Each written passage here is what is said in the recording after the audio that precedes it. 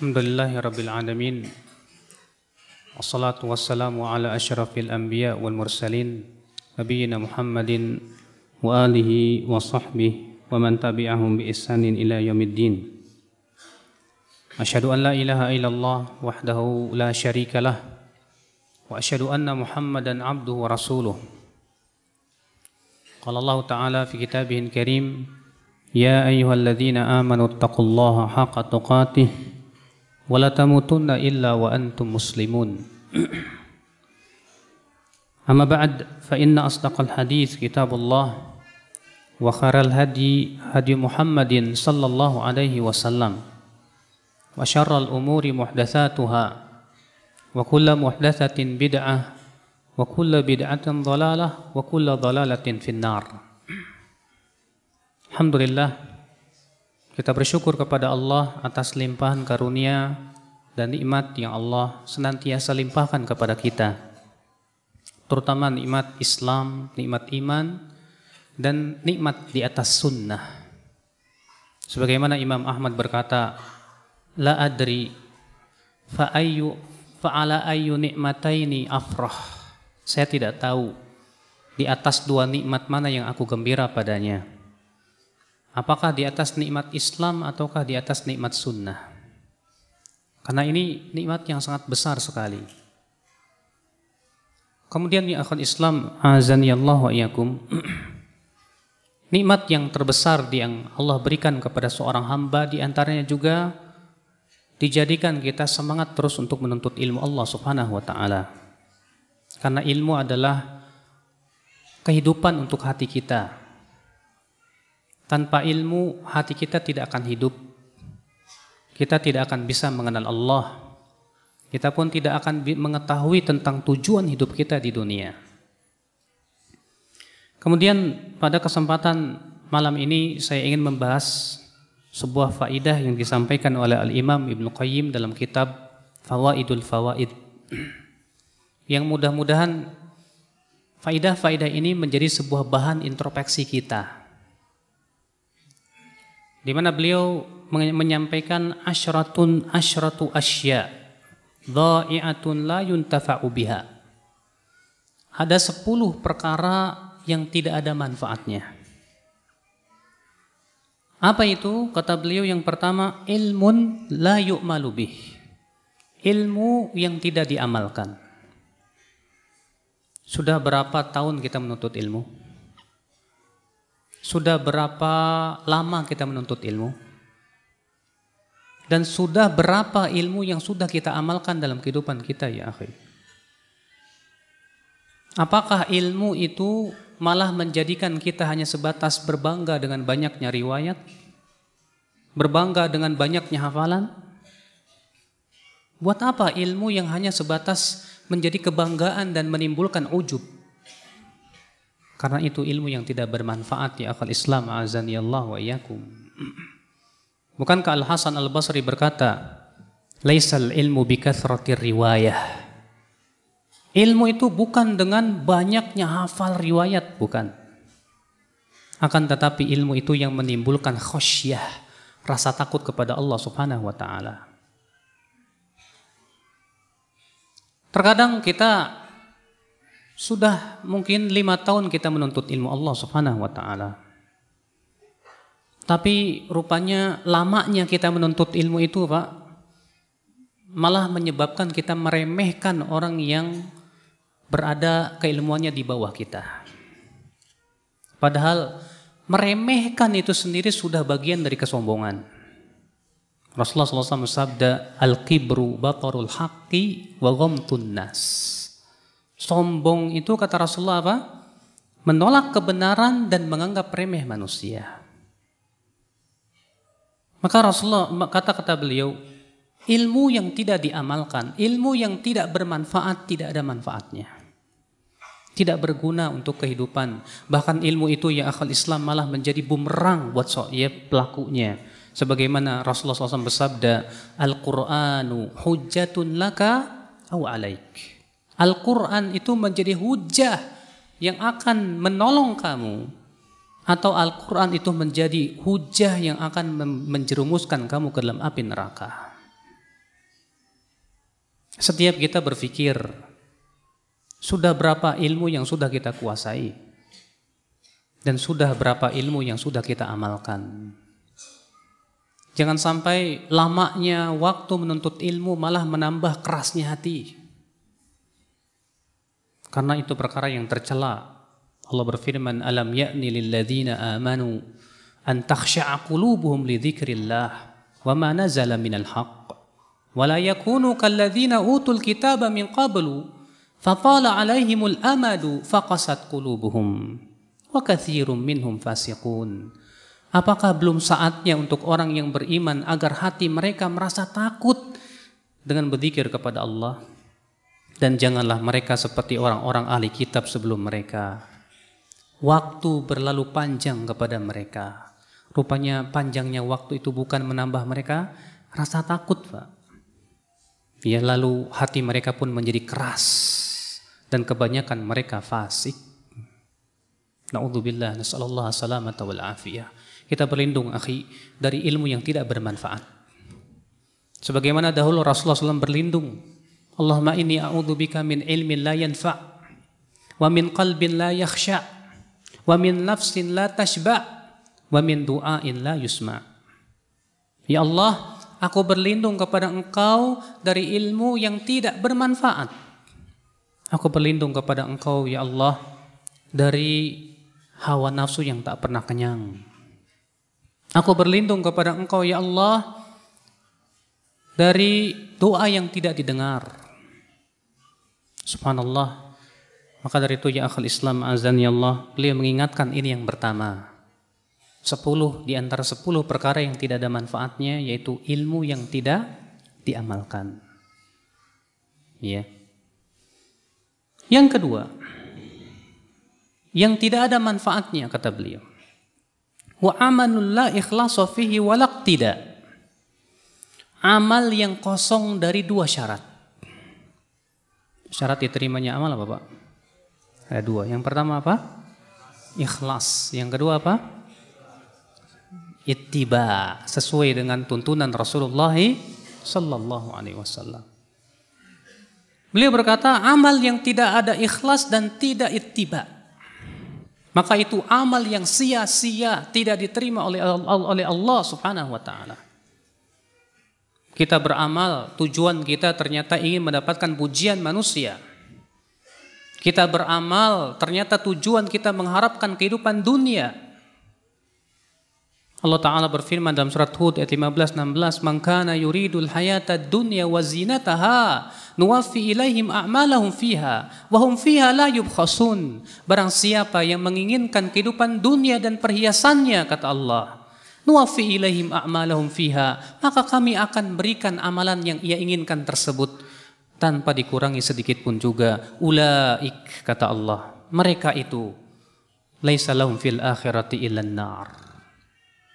Mereka tidak mendapatkan apa-apa dalam kehidupan api neraka, dalam kehidupan akhirat kecuali api neraka. Wa habita ma sana'u fiha wa batilum ma kanu ya'malun. Sia-sia, batal apa yang mereka amalkan dan sia-sia apa yang mereka usahakan. Terkadang, Pak, kita berniat ikhlas dari satu sisi, tapi dari satu sisi lain kita mengharapkan kehidupan dunia. Ada orang sholat tahajud, ternyata niatnya 2. Motivasi dia sholat tahajud, yang pertama ikhlas mengharapkan wajah Allah. Yang kedua supaya rizkinya lancar. Sering terkadang kita melakukan ibadah dengan 2 niat seperti itu.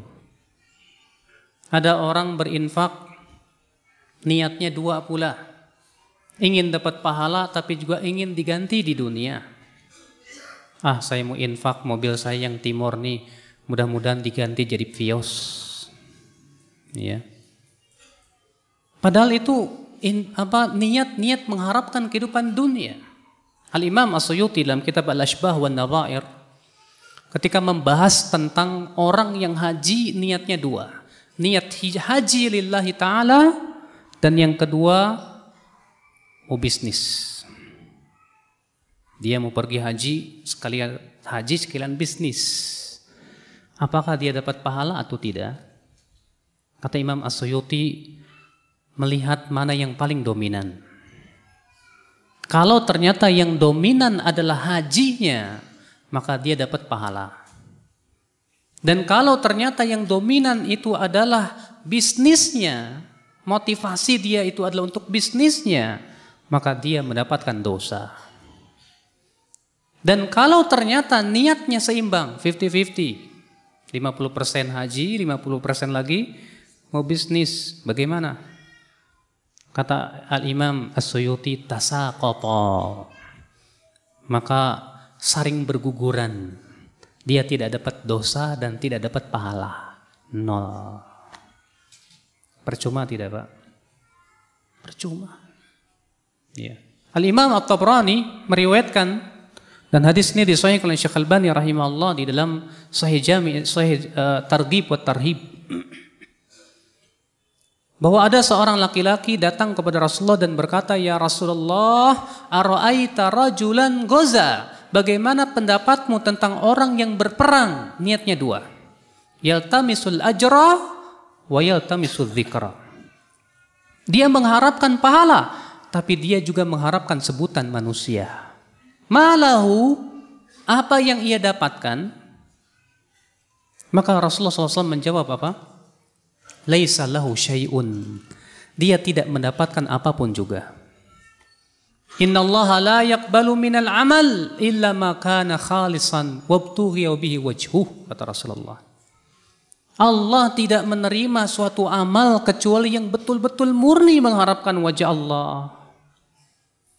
Maka dari itu ya akhi ya, apabila kita niat motivasi beramal kita masih mengharapkan kehidupan dunia, masih mengharapkan sebutan manusia, maka itu musibah yang menimpa diri kita. Berarti amal kita tidak ada manfaatnya di sisi Allah Subhanahu wa taala. Maka kata Ibnu Qayyim yang kedua, amalun la ikhlasa fihi walaq tidak. Amal yang tidak ikhlas dan tidak sesuai dengan tuntunan Rasulullah sallallahu alaihi wasallam. Ikhlas, Masya Allah ikhlas, tapi tidak sesuai dengan tuntunan Rasul, percuma. Fudail bin Iyad ketika menafsirkan firman Allah di dalam surat Al-Mulk, liyabluwakum ayyukum ahsanu amala, untuk menguji kalian siapa di antara kalian yang paling baik amalnya.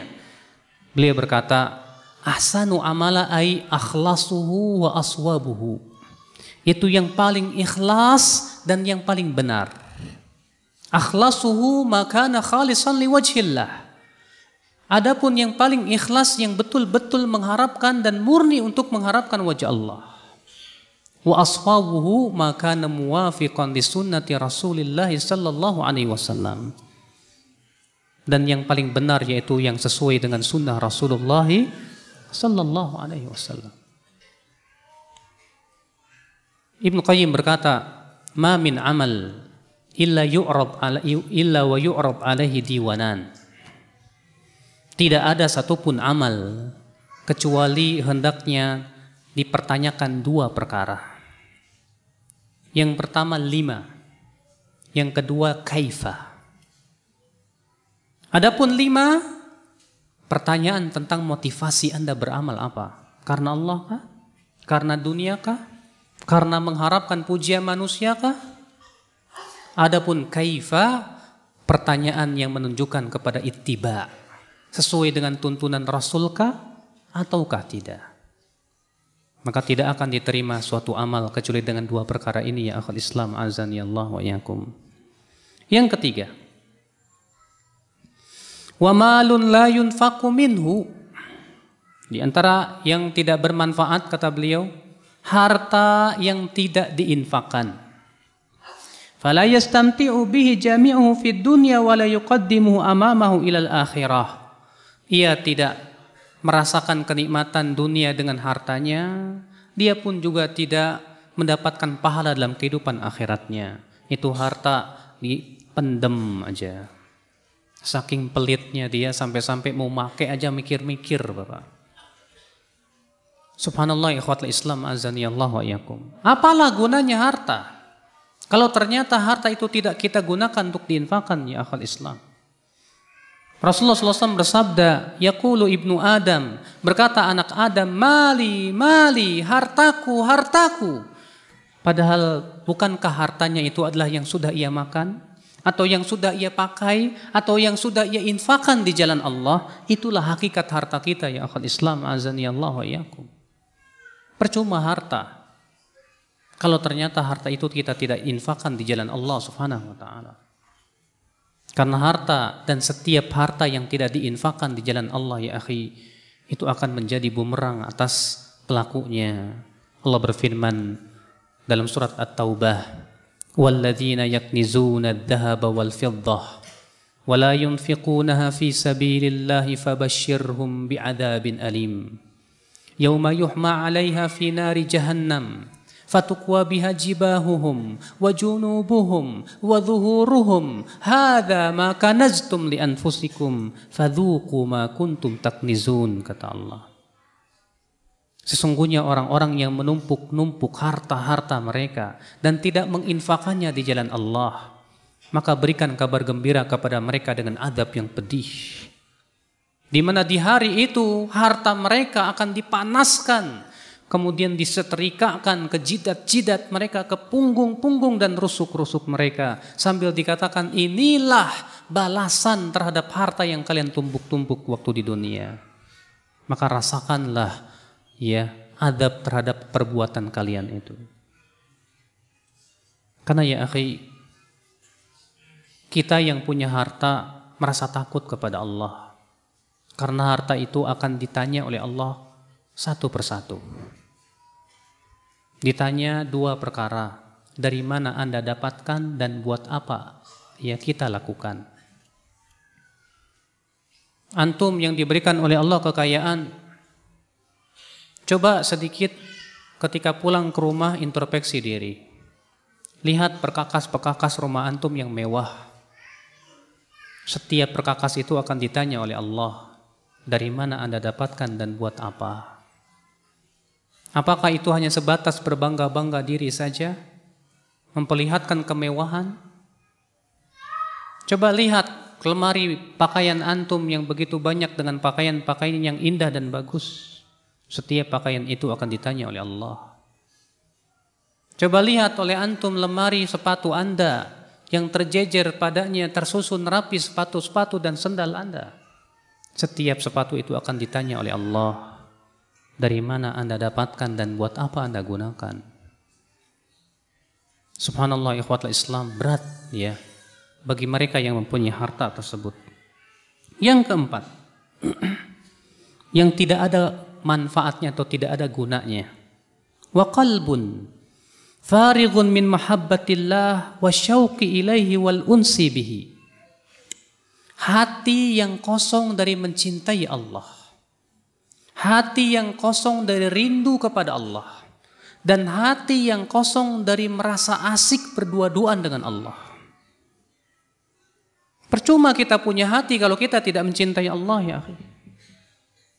Yang kita cintai hanya dunia, syahwat, na'udzubillah. Mencintai manusia tidak akan ya menjadikan kita ini kekal sampai kepada kehidupan akhirat, tidak. Tapi mencintai Allah Subhanahu wa taala, ya akhi, hakikatnya adalah merupakan kehidupan hati kita. Makanya sebagian ulama terdahulu berkata, dzikrullahi dawaun wa dzikrun nasi daun. Mengingat Allah itu obat, sedangkan mengingat manusia itu penyakit. Antum kalau cinta kepada manusia, akhi, antum akan tersiksa, kata Ibnu Qayyim. Ketika antum jauh, antum rindu terus sama dia. Ketika antum dekat, pengennya lengket, terus nggak takut kehilangan dia. Ketika ia meninggal dunia, kita tersiksa. Kenapa? Dengan kesedihan yang terkadang tak larut-larut. Tapi ketika kita mencintai Allah Subhanahu wa taala, itu menjadi cambuk kita untuk beramal saleh. Ikhwata Islam, azani Allah, hati yang tidak merasakan kenikmatan ketika berdua-duaan dengan Allah, percumalah kita punya hati. Terkadang ada orang sedang sholat, Dia tidak merasakan kenikmatan ketika ia sholat. Dia tidak merasakan kenikmatan ketika ia berdua-duaan dengan Allah. Yang dia pikirkan bagaimana saya cepat selesai sholat. Berarti ia belum merasakan nikmatnya berdua-duaan dengan Allah Subhanahu wa taala. Pernahkah antum ketika sholat tahajud sendirian bermunajat, antum merasakan kenikmatan ya, asik berdua dengan Allah, bersyahdu mahdu, merasakan kenikmatan yang luar biasa. Al-Imam Ibnu Qayyim berkata, kelezatan seorang hamba dalam kehidupan surga nanti mengikuti kelezatan seorang hamba ketika ia mengingat Rabb-Nya.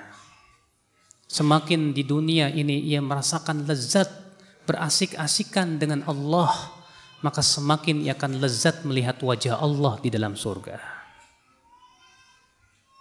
Pernahkah kita rindu untuk bertemu dengan Allah? Pernahkah kita merasakan ya akhal Islam azani Allah wa iyyakum, ketika kita melihat kebaikan kita merasa cinta kepadanya? Ketika kita melihat orang saleh kita merasa cinta kepadanya? Ketika kita melihat orang yang sedang sholat kita merasa cinta kepadanya? Kalau antum dapatkan itu dalam hati antum, insya Allah antum mencintai Allah. Makanya banyak-banyak kita berdoa sebagaimana doa Rasulullah. Allahumma inni as'aluka hubbaka wa hubba man yuhibbuka wa hubba amalin yuqarribuni ila hubbika. Ya Allah, aku mohon kepada Engkau untuk bisa mencintaimu dan mencintai orang yang mencintaimu dan mencintai amal yang bisa mendekatkan diriku kepadamu. Maka subhanallah ya akhi, coba setiap kita introspeksi diri hati kita ini. Sudahkah kita mencintai Allah? Dan tanda orang yang mencintai Allah, kata ya Sahal bin Abdullah Tasturi, dia cinta Al-Quran. Antum ingin mencintai Allah? Rasulullah bersabda, man arada an yuhibballah falyaqra fil mushaf. Siapa yang ingin mencintai Allah, hendaklah ia membaca Al-Quran dalam mushaf.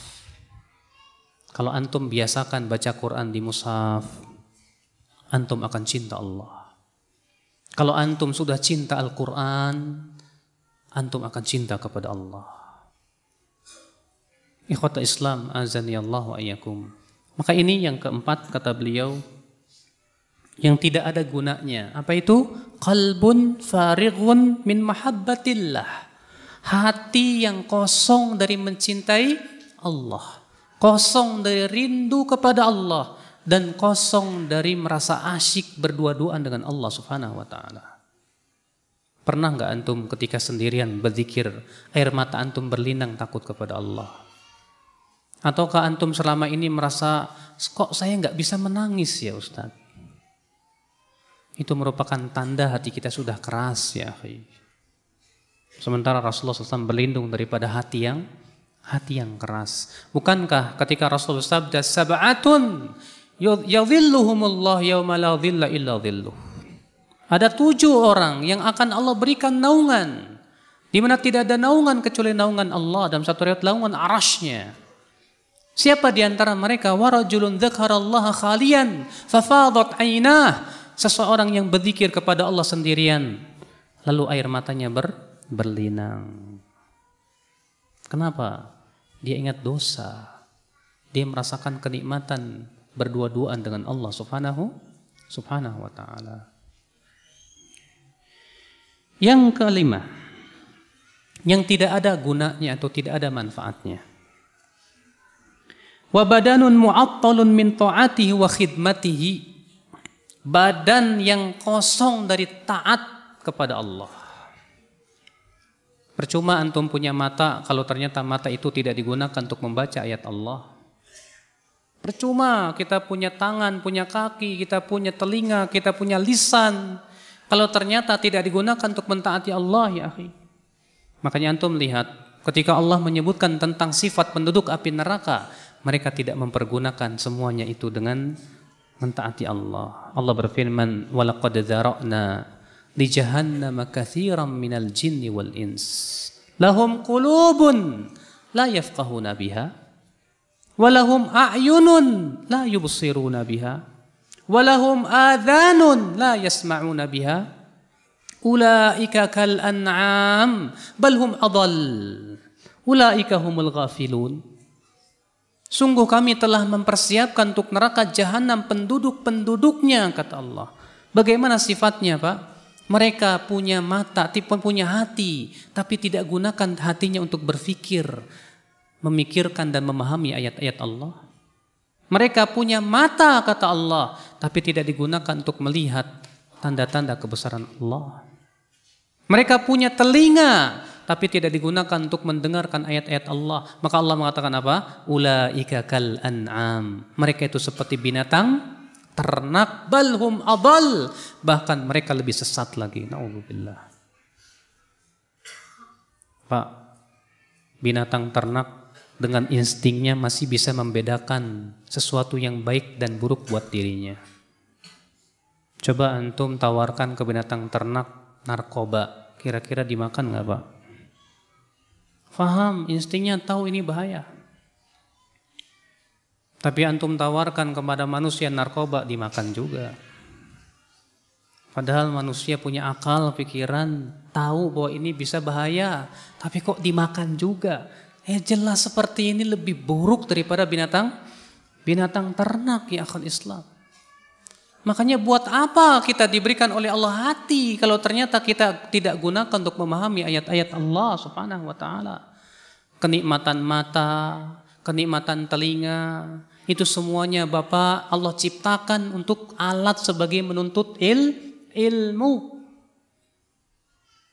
Maka dari itulah kata Ibnu Qayyim, badanun mu'attalun min ta'atihi wa khidmatihi, badan yang tidak digunakan untuk mentaati Allah, badan yang tidak digunakan untuk berkhidmat kepada Allah, maka itu badan yang tidak ada gunanya. Alhamdulillah kita masih diberikan oleh Allah kekuatan, akhi, untuk mentaati Allah. Pujilah Allah. Kalau bukan karena Allah yang memberikan kekuatan, kita mungkin seperti mereka-mereka yang di jalanan sana. Di saat adzan dikumandangkan, lebih senang duduk-duduk di pinggir jalan. Iya. Yang keenam, wa mahabbatu la tataqayyadu biridha'il mahbubi wa imtithali awamirihi. Cinta yang tidak diikat dengan keridhaan Allah. Cinta yang tidak diikat dengan apa? Keridhaan Allah. Akhi, yang namanya manusia punya sifat mencintai dan dicintai. Dia ingin mencintai, dia pun ingin dicintai. Tapi mencintai sesuatu yang ternyata tidak diridhai oleh Allah percuma. Maka cinta, kata Ibnu Qayyim, mahabbah la tataqayyad bi ridha'il mahbub. Ya, yang tidak diikat dengan keridhaan yang dicintai itu Allah Subhanahu wa taala, maka itu cinta yang tidak ada manfaatnya. Antum mencintai anak, memang itu fitrah. Akan tetapi cinta kepada anak itu kalau tidak disertai dengan keridhaan Allah, percuma. Terkadang kita sayang dan cinta sama anak, Pak. Tapi kasih sayang kita tidak disertai dengan keilmuan. Anak kita nangis, ya, ternyata anak kita lebih suka dengan sesuatu yang sifatnya mungkin memberikan mudarat buat dia. Dan kita tahu, ini anak kalau dibiarkan terus-menerus seperti ini bahaya setelah besarnya. Tapi saya nggak tega, Ustadz, saya sayang sama anak saya. Akhi, antum cinta sama anak antum, betul. Bukan seperti itu makna cinta dan kasih sayang kepada anak. Al-Imam Ibnu Qayyim dalam kitab Madarijus Salikin, ketika menjelaskan tentang hakikat rahmat kasih sayang, beliau mengatakan hakikatur rahmah, hakikat rahmat atau kasih sayang itu adalah yaitu isalul khair, usaha untuk menyampaikan kebaikan kepada siapa? Orang yang kita cintai, orang yang kita sayangi.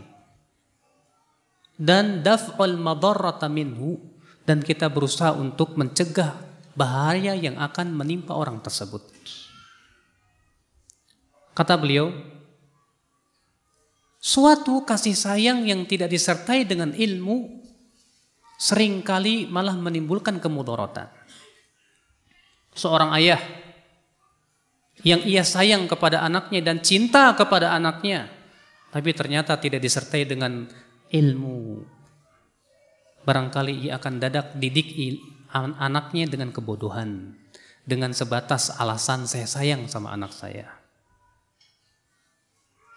Tapi ayah yang baik, yang sayang, kata Ibnu Qayyim apa? Ia akan susahkan anaknya demi kebaikan dia setelah besar. Ayo nak belajar, nggak apa-apa nangis. Kalau antum ngelihat anak antum lagi main api, ya, antum angkat dia dengan berkata, nah ini bahaya, si anak meronta nggak mau. Tentu antum tidak akan biarkan dia, nggak apa-apa nangis, yang penting kebaikan buat dia. Itu namanya kasih sayang dengan ilmu, cinta dengan ilmu. Makanya ya akhi azani Allah wa iyyakum, ya, Allah Subhanahu wa taala menyandingkan rahmat dengan ilmu. Dalam doa malaikat pemikul arsy, Allah berfirman, alladzina yahmiluna al-arsya wa man haulah yusabbihuna bihamdi rabbihim wa yu'minuna bihi wa yastaghfiruna lilladzina amanu rabbana wasi'ta kulla syai'ir rahmatan wa ilma. Apa itu? Doanya malaikat pemikul arsy dan malaikat yang memikul arsy dan malaikat yang ada di sekitar arsy bertasbih memuji Rabbnya dan beriman kepadanya serta memohonkan ampunan untuk orang-orang yang beriman seraya berkata, wahai Rabb kami, rahmat dan ilmumu meluasi segala sesuatu. Kita cinta tapi tidak disertai dengan ilmu, tidak disertai dengan keridhaan Allah, percuma. Ya.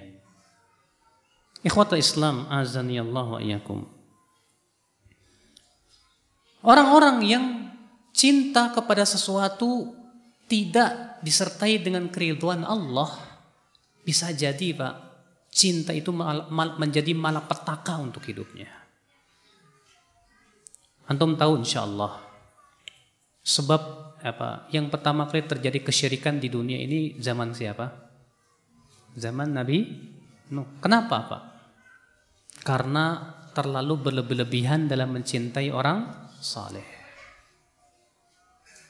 Ibnu Abbas ketika menafsirkan firman Allah, kanan nasu ummatan wahidah, dahulu manusia itu di atas satu akidah.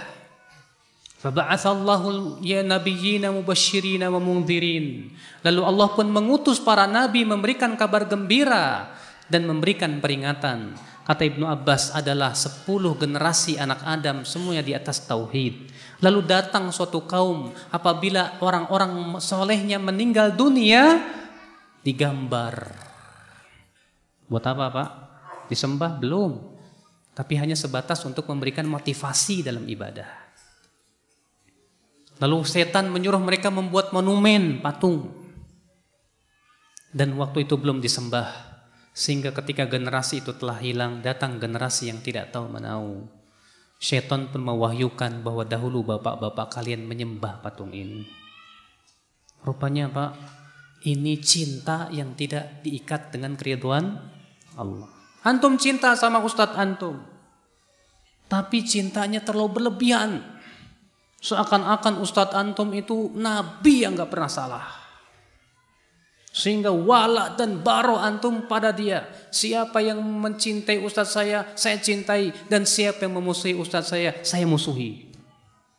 Sehingga akhirnya ya kita pun masuk di dalam lingkaran hizbiyah gaya baru. Akibat daripada cinta yang tidak disertai dengan apa? Keridhaan Allah Subhanahu wa taala. Ikhwata Islam azani Allah.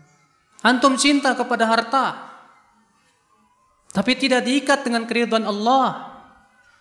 Akhirnya cinta menjadikan mata antum gelap. Antum pun tidak peduli lagi bagaimana untuk meraih harta, halalkah atau haramkah. Tak peduli. Antum cinta kepada kedudukan, Masya Allah. Akhirnya antum mengejar kedudukan. Tidak peduli apakah dengan cara yang halal ataupun yang haram. Lihat Bapak sekalian, di zaman sekarang orang mencari kedudukan, mencari suara, terkadang nggak peduli lagi masalah akidah. Dukun pun dirangkulnya. Ya. Kenapa? Karena cintanya tidak disertai dengan keridhaan, tidak diikat dengan keridhaan Allah Subhanahu wa taala. Maka ikatlah ya akhi cinta kita kepada sesuatu dengan keridhaan Allah. Supaya apa? Supaya cinta kita terbimbing, akhi. Terbimbing. Sehingga kita pun tahu siapa orang yang berhak kita cintai dan kita tahu siapa orang yang berhak kita benci. Cinta kita bukan karena dunia tapi karena Allah. Bukankah Rasulullah bersabda, "Awthaqu ural iman al-hubbu fillah wal bughdhu fillah." Sekuat-kuatnya tali iman, cinta karena Allah dan benci karena Allah. Itulah Pak cinta yang diikat dengan keridhaan Allah, Bapak-bapak sekalian. Apa sih maksudnya cinta karena Allah, Pak? Kita mencintai seseorang karena ketakwaan dia, keimanan dia, karena amalan soleh dia. Bukan karena dia satu partai dengan saya, atau karena satu organisasi dengan saya. Bukan. Karena cinta seperti itu hakikatnya akan menjadi permusuhan kelak pada hari kiamat. Sebagaimana Allah berfirman, "Al-akhillau yawma idzin ba'dhum li ba'din aduwwun illal muttaqun."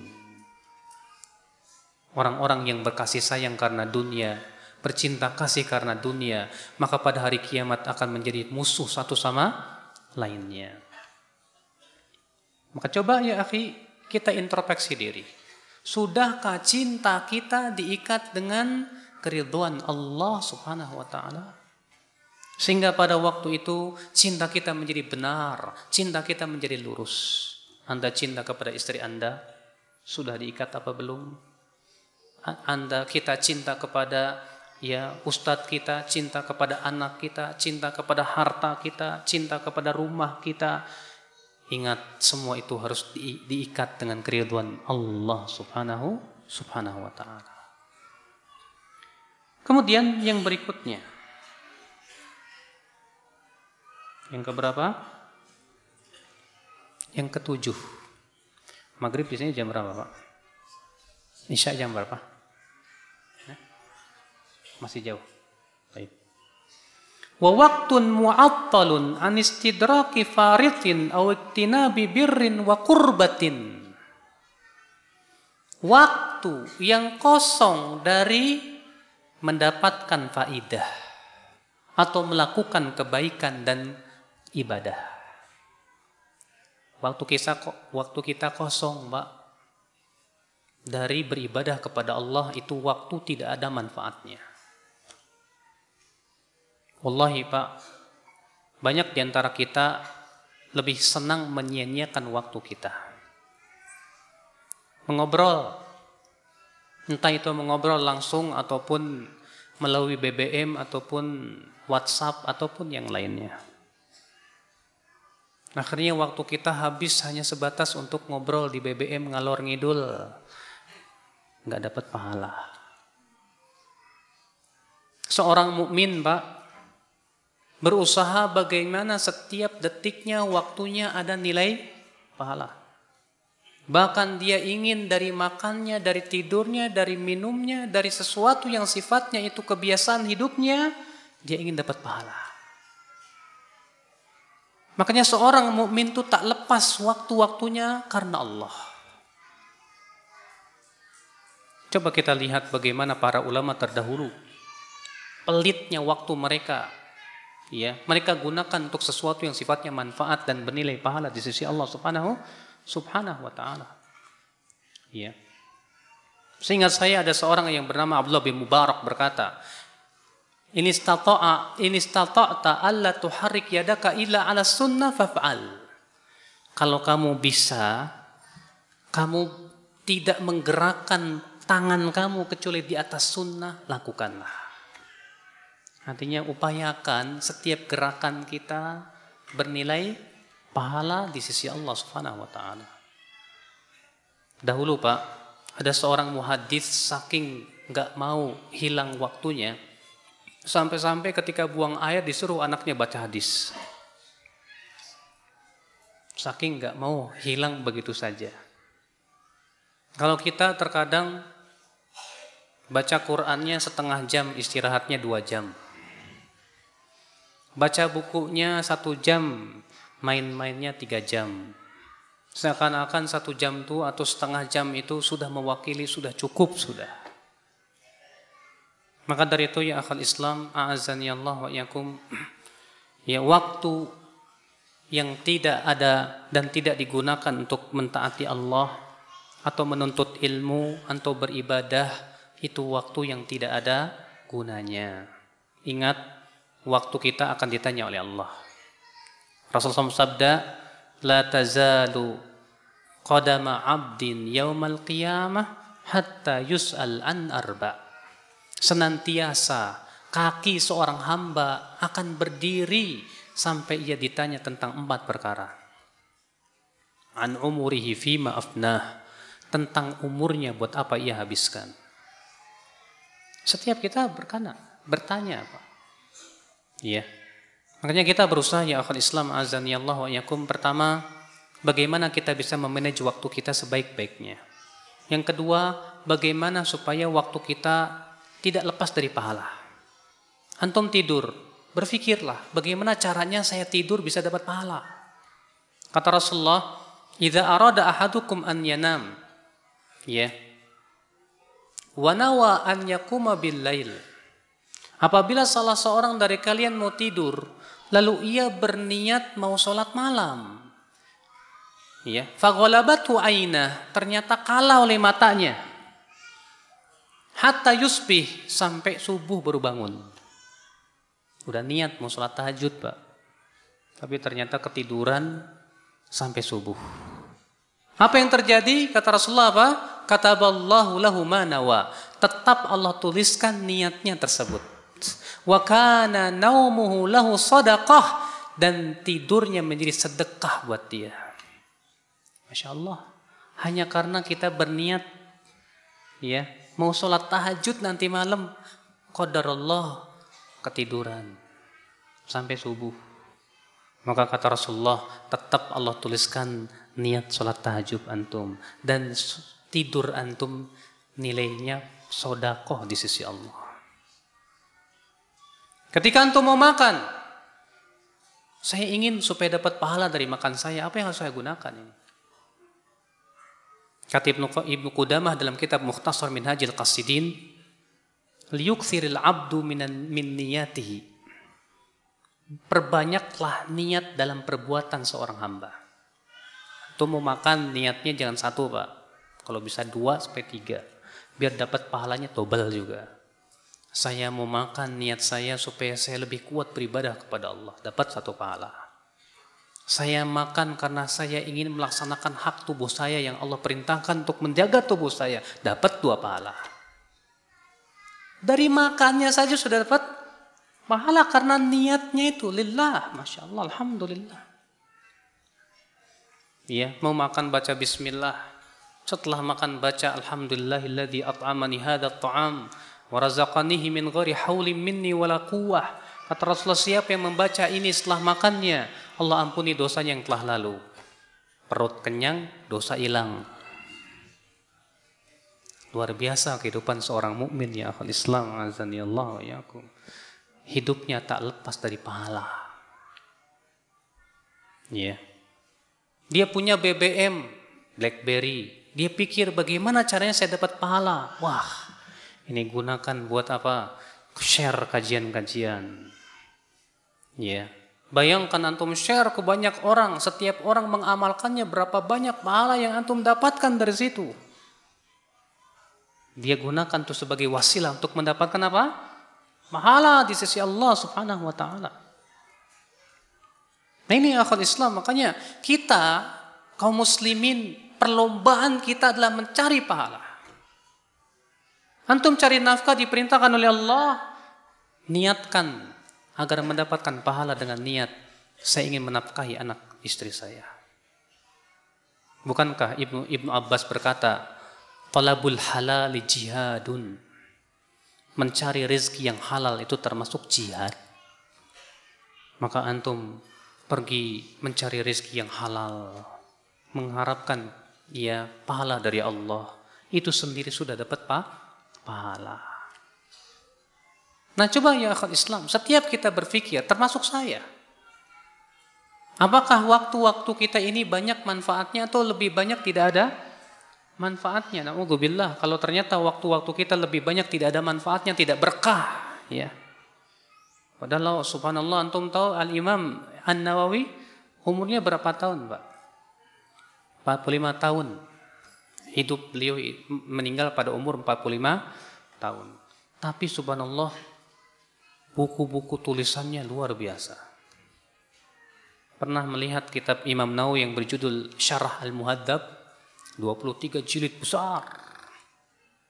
Ya. Kitab-kitab beliau yang luar biasa dalam madzhab fikih Syafi'iyah, dalam hadis dan yang lainnya.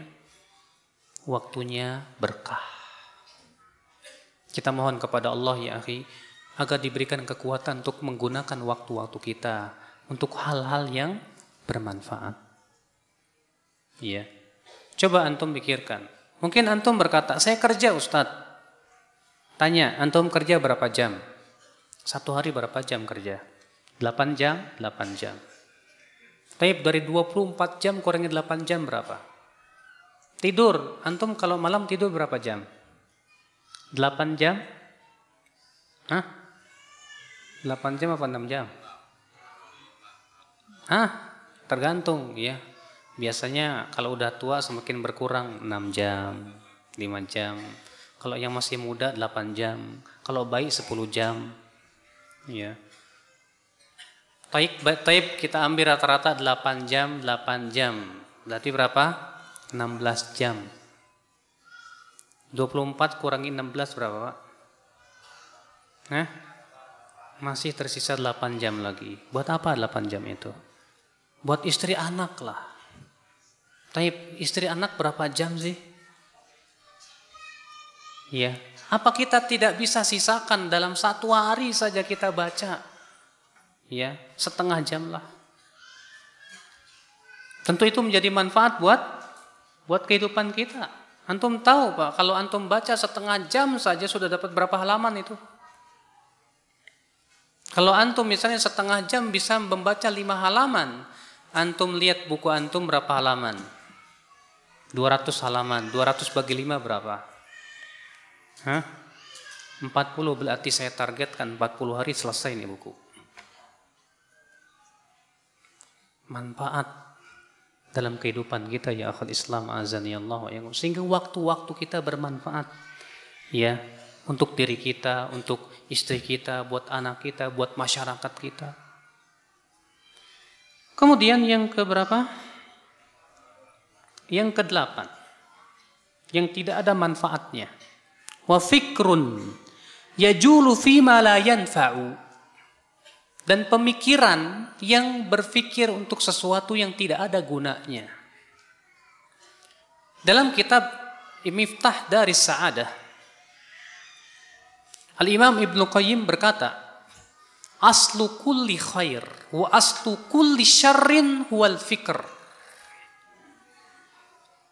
Asal segala kebaikan dan asal segala keburukan adalah pikiran. Kenapa? Karena dari pikiran tumbuh niat. Dan dari niat tumbuh apa? Perbuatan. Ketika antum melihat perempuan cantik, mulai berpikir, setan memulai. Akhirnya apa? Tumbuh niat. Pengen dekat. Iya. Tumbuh keinginan-keinginan yang tidak. Karena pikiran. Ketika seorang istri melihat kekurangan suaminya, kemudian ia pikirkan itu kekurangan suaminya. Ia lupakan kebaikan-kebaikan suaminya. Maka suasana hatinya akan berubah. Rasa cinta kepada suaminya berkurang. Dari apa? Pikiran. Ketika antum berpikir tentang kematian dan apa yang dahsyatnya yang setelah kematian dalam adab kubur, dalam kubur, akan menimbulkan niat ingin berbuat kebaikan. Ketika antum memikirkan tentang kebesaran Allah dan apa yang Allah ciptakan di dunia ini, pergantian siang dan malam dan penciptaan langit dan bumi, menyebabkan antum pun ada niat ingin bertakarub kepada Allah. Makanya Pak, setiap kita bertanya, selama ini kita mikirnya apa? Apakah selama ini mikirnya hanya sebatas kepada perut dan kemaluan? Ataukah selama ini kita berpikir untuk kebaikan? Kalau dulu para ulama, melamunnya ulama itu manfaat Pak. Dahulu Imam Syafi'i rahimahullah didatangi seorang tamu. Rupanya tamu ini sengaja ingin melihat bagaimana ibadah Imam Syafi'i. Malam itu tamu itu memperhatikan Imam Syafi'i, terus ternyata Imam Syafi'i tidur bangun pas adzan subuh. Kecewa berat orang ini. Ternyata ulama besar seperti ini ternyata kerjaannya tidur toh. Masya Allah. Akhirnya pagi harinya ia berkata, "Hai Syafi'i, sebetulnya aku datang ke sini ingin melihat bagaimana ibadah engkau. Ternyata semalam suntuk kamu kerjaannya tidur." Kata Imam Syafi'i, "Kata siapa? Aku enggak tidur. Tapi aku memikirkan satu hadis Nabi Shallallahu Alaihi Wasallam." Azan dulu katanya. Fadhal azan. Kita lanjutkan. Kata Imam Syafi'i, "Tadi malam aku tidak tidur. Aku memikirkan satu hadis. Nabi SAW bersabda kepada anak kecil yang sedang bersedih kehilangan burung kesayangannya. Rasulullah bersabda, 'Ya Aba Tufail, mada fa'alan nughair?' Ya Aba Umair, maaf. Ya Aba Umair, mada fa'alan nughair?" Hai Abu Umair, apa yang sedang dilakukan oleh burung nughair itu? Fastambattu minhu wastakhrajtu akthar min 100 faidah. Aku berhasil mengeluarkan 100 faidah hukum. Dari perkataan itu Imam Syafi'i mengeluarkan 100 faidah hukum. Makanya melamunnya ulama itu manfaat. Kalau melamunnya antum, kita, saya belum tentu. Yang satu melamun pengen kawin lagi, yang satu melamun, ya melamunnya terkadang masalah dunia dan dunia, syahwat dan yang lainnya. Ya. Padahal pikiran itu ya akal Islam, kata Ibnu Qayyim sudah saya sebutkan tadi, asal kebaikan dan asal keburukan itu dari pikiran.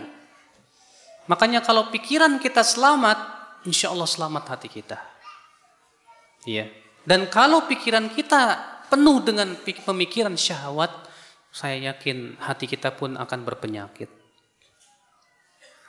Kemudian yang ke-9, sesuatu yang tidak ada manfaatnya. Wa khidmatu man la tuqarribuka khidmatuhu ilallah.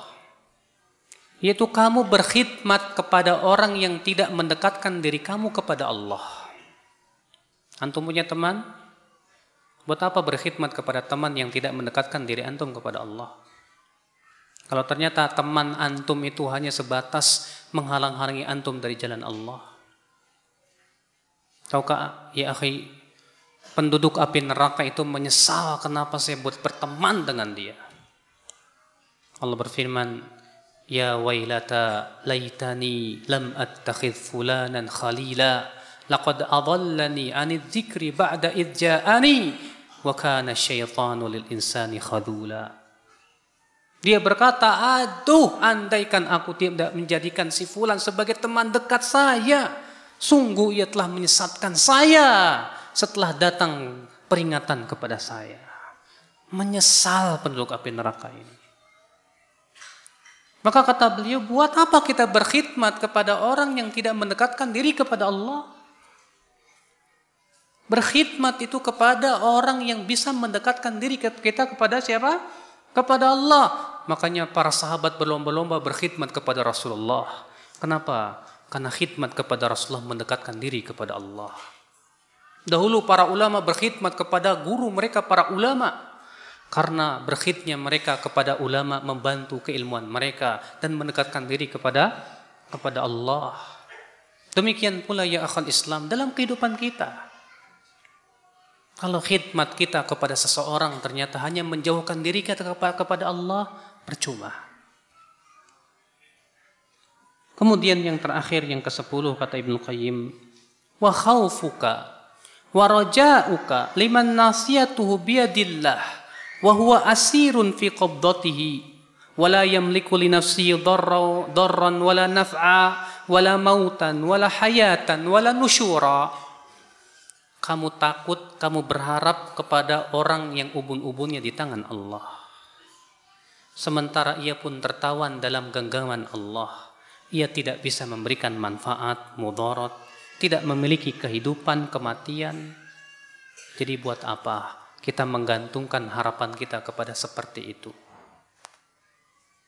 Kita takut untuk mentaati Allah hanya karena takut kepada manusia. Ada orang bekerja di sebuah perusahaan. Dan ternyata perusahaan itu memberikan peraturan-peraturan yang tidak sesuai dengan syariat Allah. Akhirnya dia pun lebih memilih memaksiati Allah dan takut kalau dia diberhentikan alias ditendang dari perusahaan itu. Kenapa? Nanti kalau saya tidak taat saya bisa dipecat, Ustadz. Dengan apa saya ngasih makan dan minum anak saya? Sering Pak terjadi seperti itu. Maka kita katakan, antum takut kepada dia? Padahal dia sendiri tidak bisa memberikan manfaat dan mudarat. Padahal dia tidak bisa memberikan rezeki kepada antum. Yang memberikan rezeki hanya Allah. Buat apa kita takut kepada sesuatu yang ternyata tidak bisa memberikan manfaat dan mudarat? Buat apa kita menggantungkan pengharapan kepada seseorang yang tidak bisa memberikan manfaat dan mudarat? Padahal yang memberikan manfaat dan mudarat hanyalah Allah Subhanahu wa taala. Terkadang kita takut kepada sesuatu yang sama sekali tidak bisa memberikan manfaat dan mudarat. Apalagi kalau takut itu termasuk takut-takut yang sifatnya kesyirikan, Bapak sekalian. Ada orang lewat pohon angker, permisi. Loh, kok permisi? Kalau di Jawa banyak Pak. Biar nggak kesambet katanya. Kesambet sama siapa? Ya penghuni pohon ini. Lah kalau misalnya penghuni pohon itu ngejawab mangga gimana? Lari-lari juga. Ya. Buat apa ya akhi? Kita takut kepada sesuatu yang tidak bisa memberikan manfaat dan mudarat kepada diri kita. Padahal pohon itu, jin yang menunggu pohon itu pun ubun-ubunnya di tangan Allah Subhanahu wa taala. Dia tidak bisa memberikan manfaat dan mudarat kepada diri kita. Ikhwata Islam azani Allah wa iyyakum. Lalu beliau berkata, wa a'dham hadhil idha'at idha'atan. Dari 10 perkara ini yang paling besar adalah 2. Huma aslu kulli idha'atin. Keduanya adalah merupakan asal dari setiap sesuatu yang sia-sia. Yang pertama idha'atul qalbi, yaitu menyia-nyiakan hati. Yang kedua wa idha'atul waqti, yaitu menyia-nyiakan waktu. Fa idha'atul qalbi min ithari dunya 'alal akhirah. Orang yang menyia-nyiakan hatinya karena akibat daripada lebih mendahulukan, mementingkan dunia daripada kehidupan akhirat. Artinya hatinya dipenuhi dengan cinta dunia.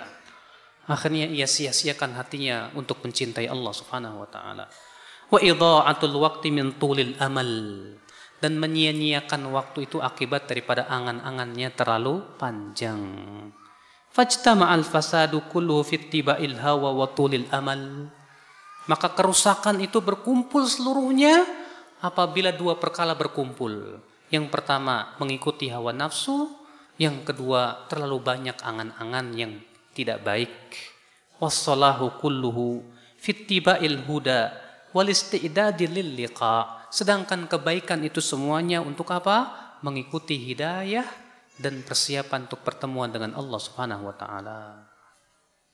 Maka ya akhi, perhatikanlah 10 perkara ini.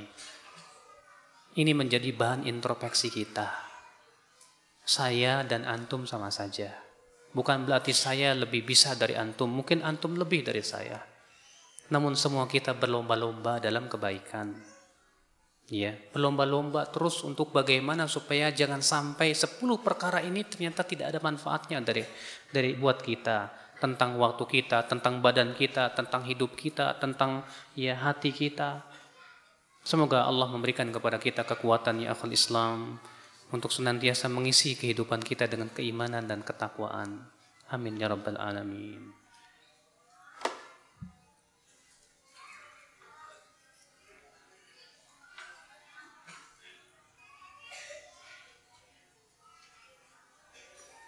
Ana pernah dengar adzan di dekat telinga bayi baru lahir itu sahih, Ustadz. Siapa yang mensahihkan ya? Memang ada sebagian ulama menganggap hasan hadis itu. Tapi siapa saja yang pernah mempelajari jalan-jalan hadis itu akan tampak kepada dia hadis itu adalah hadis yang lemah. Hatta Syekh Albani rahimahullah dalam kitab Irwaul Ghalil tadinya menghasankan. Dalam Irwaul Ghalil beliau berkata hasanan insyaallah. Tapi di dalam kitab silsilah ahadits dhaifah beliau merujuk. Kata beliau, tadinya saya menghasankan karena saya berhusnudzon bahwa riwayat Ibnu Abbas itu sebagai syahid dan penguat. Ternyata jelas kepada saya ternyata hadis Ibnu Abbasnya palsu. Sehingga tidak bisa dijadikan penguat. Makanya beliau kemudian merujuk dan meralat bahwa hadis tentang mengadhankan bayi itu hadis yang lemah. Nah, sekarang menjadi permasalahan. Apakah mengamalkan hadis lemah itu boleh atau tidak? Memang itu menjadi sebuah perselisihan para ulama. Sebagian mengatakan hadis lemah boleh. Sebagian mengatakan hadis lemah tidak boleh diamalkan. Sebagian mengatakan hadis lemah boleh diamalkan dengan syarat. Catatan yang pertama, tidak boleh lemahnya sangat lemah. Yang kedua, tidak boleh diyakini bahwa itu hadis yang sahih, tapi itu diyakini itu hadis sebagai hadis yang lemah dan dia amalkan hanya sebatas kehati-hatian. Dan syarat yang ketiga, tidak boleh dimasyhurkan khusus untuk dirinya saja. Itu yang dikatakan oleh Ibnu Hajar dalam kitab Tabyinul Ajab fima warada fi fadli Rajab. Namun yang rajih bahwa hadis yang lemah itu tidak bisa diamalkan sama sekali. Kenapa, Pak? Karena hadis lemah itu hanya menghasilkan keraguan. Sedangkan agama kita tidak boleh berdasarkan kepada keraguan. Dan Rasulullah SAW memerintahkan kita untuk meninggalkan keraguan. Beliau bersabda, "Da' ma yaribuka ila ma la yaribuk." Tinggalkan yang meragukan kepada apa yang tidak meragukan. Sedangkan hadis lemah meragukan. Tidak bisa dikatakan kehati-hatian kalau ternyata itu sesuatu yang meragukan ya akhul Islam. Azanillah wa iyyakum.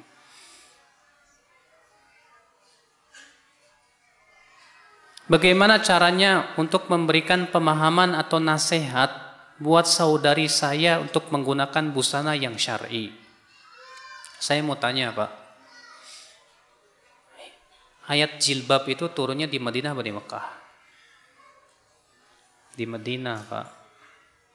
Sebelum itu para sahabat pakai jilbab, pakai kerudung enggak? Enggak. Kenapa, Pak? Aisyah radhiyallahu anha dalam riwayat Bukhari berkata, "Kana awwalu ma nazala minal Qur'an fil jannah wan nar." Adalah ayat-ayat yang pertama kali turun tentang surga dan neraka. Kalaulah yang pertama kali turun, kata Aisyah, jangan mencuri, kami tidak akan meninggalkan pencurian.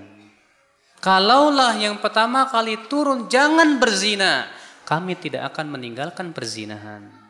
Kenapa? Karena akidah belum ada.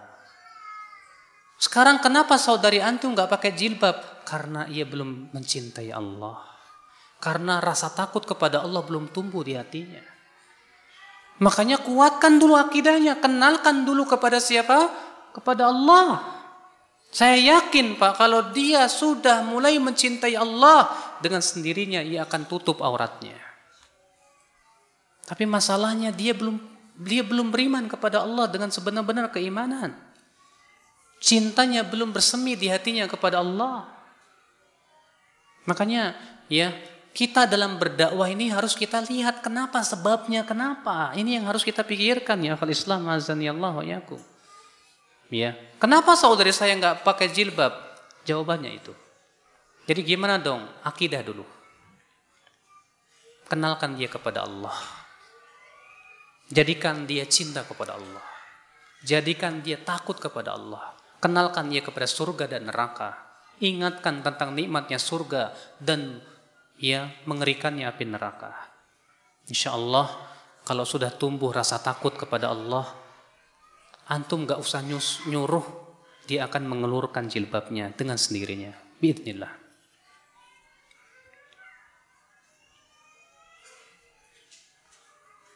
Bagaimana hukumnya orang yang lupa berbuka puasa? Ini hebat ini Pak. Sampai buka puasa aja lupa Pak. Padahal ya rata-rata kita itu yang namanya buka puasa itu yang ditunggu. Ya. Sampai-sampai ada yang SMS ke Radio Roja, bisa request ajan maghrib gak katanya.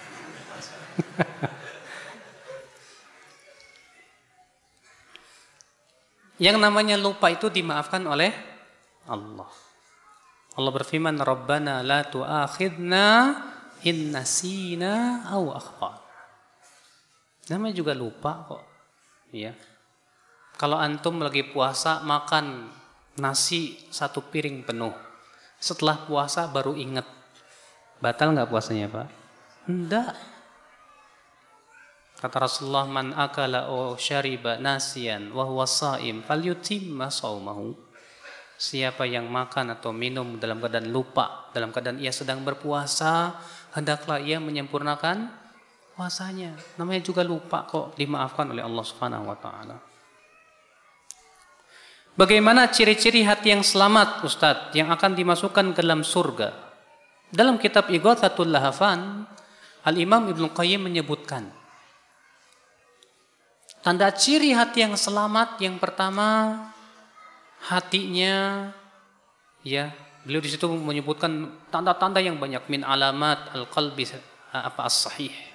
Di antaranya yang pertama, dia lebih memperhatikan lurusnya amal daripada amal itu sendiri. Sebelum dia beramal, dia ingin luruskan dulu amalnya. Itu tanda hati tersebut selamat. Di antaranya juga, hati yang selamat dan sehat akan merasakan masuknya penyakit hati. Sebagaimana badan yang sehat akan merasakan penyakit yang masuk ke dalam dirinya. Kalau antum lagi sehat Pak, kemudian antum perlu dikit terasa pusing, gak enak badan. Kenapa? Karena selama ini antum sehat. Demikian pula hati yang sehat akan merasakan sakitnya dosa yang masuk di hatinya. Sehingga menimbulkan kegelisahan. Makanya hati yang sehat itu Pak masih bisa mendeteksi ya dosa yang masuk ke dalam hatinya. Tandanya Bapak, dia merasa tidak tenang, gelisah. Makanya ya seorang sahabat datang ke Rasulullah mau bertanya. Apa kata Rasulullah? Ji'ta tas'al anil bir. Bukankah kamu datang bertanya mau bertanya tentang kebaikan? Ya wahai Rasulullah. Kata Rasulullah, istafti qalbak. Coba kamu tanya ke hati kamu. Fa innal bir matma'anna ilaihin nafs wa matma'anna ilail qalb. Karena kebaikan itu yang membuat hatimu tenang dan tentram. Wal ithmu mahaka fi sadr. Sedangkan dosa itu yang membuat hatimu gelisah. Kenapa? Yang ditanya ini sahabat Pak. Sahabat itu hatinya bening. Karena hati yang bening itu masih merasakan sakitnya dosa. Tapi kalau ada orang yang biasa berdosa, saya yakin dia sudah tak lagi merasakan sakitnya dosa. Ya. Maka seperti ini musibah, seperti antum sudah terbiasa pilek. Dari kecil pilek, nggak pernah sembuh, ditanya sehat aja, nggak ngerasa, soalnya sudah terbiasa. Demikian pula orang yang sudah terbiasa berbuat maksiat, dia menganggap hatinya sehat-sehat saja. Saya nggak merasakan kok ya kegelisahan. Seperti ada seorang bintang film, dia murtad dari agama Islam masuk agama Nasrani. Apa kata dia? Setelah saya masuk Nasrani, hati saya kok lebih tentram ya. Iya. Subhanallah. Kenapa? Karena hatinya sudah terbalik. Yang buruk dianggapnya sebagai sesuatu yang baik. Kalau seperti itu musibah. Maka dari itu ya akhi, perhatian terhadap hati kita memang harus lebih ya akhi. Antum tahu satu-satunya surat yang Allah paling banyak bersumpah surat apa? Siapa yang tahu? Dalam surat apa Allah paling banyak bersumpah? Surat Asy-Syams. Itu sampai 11 kali sumpah. Wasyamsi waduhaha wal qamari idza talaha wan nahari idza jallaha wal laili idza yakshaha was samai wama banaha wal ardi wama tahaha wa nafsin wama sawwaha. 11 kali. Apa jawab sumpahnya? Qad aflaha man zakkaha. Sungguh telah beruntung orang yang mensucikan hatinya. 11 kali Allah bersumpah hanya untuk menyebutkan tentang pentingnya pensucian hati. Makanya lihat Pak, para sahabat perhatiannya kepada hati lebih daripada kepada amal badan. Murrah bin Muawiyah berkata, kana afdalahum indas salaf. Dahulu menurut salaf, orang yang paling utama di sisi mereka aslamuhum qalban wa lisana. Itu yang paling selamat hati dan lisannya. Kata Al-Hasan Al-Basri, dahulu para sahabat tidak diberikan oleh Allah keutamaan karena banyaknya amal, tidak. Tapi mereka diberikan keutamaan karena beningnya hati-hati mereka. Makanya orang yang berilmu lebih fokus kepada hati. Sedangkan orang yang kurang berilmu lebih fokus kepada amalan badan. Ada orang amalan badannya luar biasa tapi hatinya banyak penyakitnya. Akhirnya apa? Amalan solehnya malah menimbulkan ujub. Akibat daripada tidak apa? Memperhatikan hatinya. Sampai jam berapa Pak?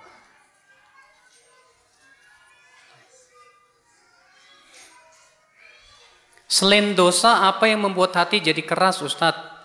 Banyak tertawa. Kata Rasulullah, iyyakum wa kathratad dhahik fa inna kathratad dhahik tumitul qalb. Jauhi oleh kalian banyak tertawa, karena banyak tertawa itu mematikan hati. Hadis ini sahih diriwayatkan Imam Ahmad dan yang dari hadis Abu Hurairah dan disahihkan oleh Syekh Al-Albani dalam Sahih Jami' As-Shaghir.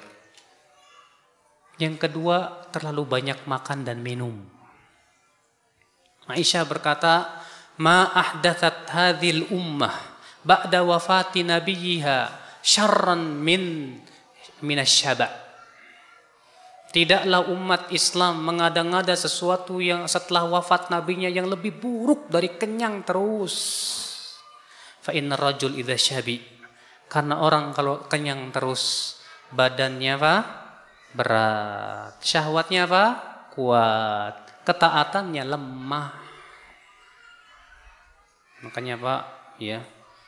Para ulama mengatakan di antara racun hati itu apa? Terlalu banyak makan dan minum. Ya. Itu bisa mengeraskan hati? Bisa. Apalagi kata para ulama, di antara yang bisa mengeraskan hati fudulul mukhalatah. Terlalu banyak bergaul.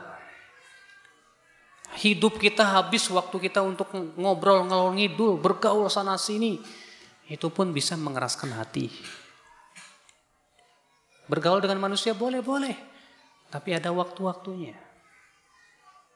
Iya. Nah ini akal Islam azani Allah yakum.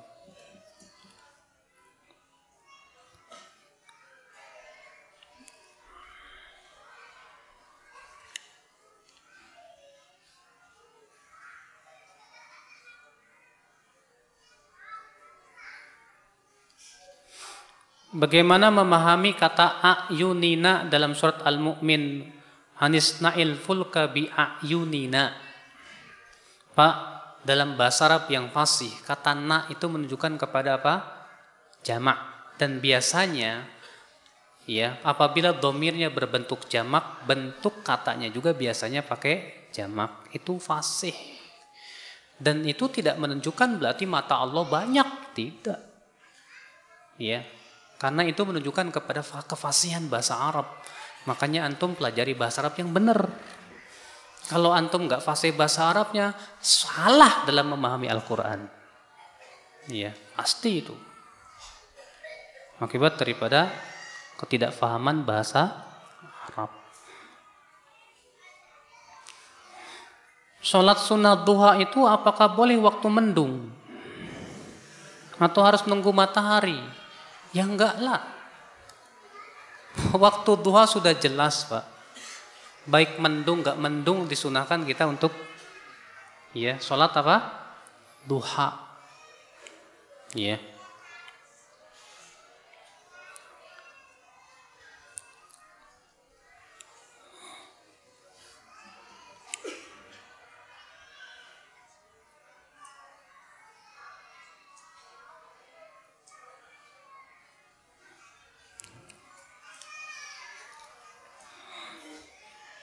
Sebelum saya dapat hidayah, saya pernah pacaran, Ustadz. Dan sekarang saya tidak pacaran lagi. Tapi yang menjaga dalam pemikiran saya ingin sekali mengajak mantan saya ke dalam sunnah. Nah, hati-hati, Pak. Ini pinter Pak setan tuh, Pak.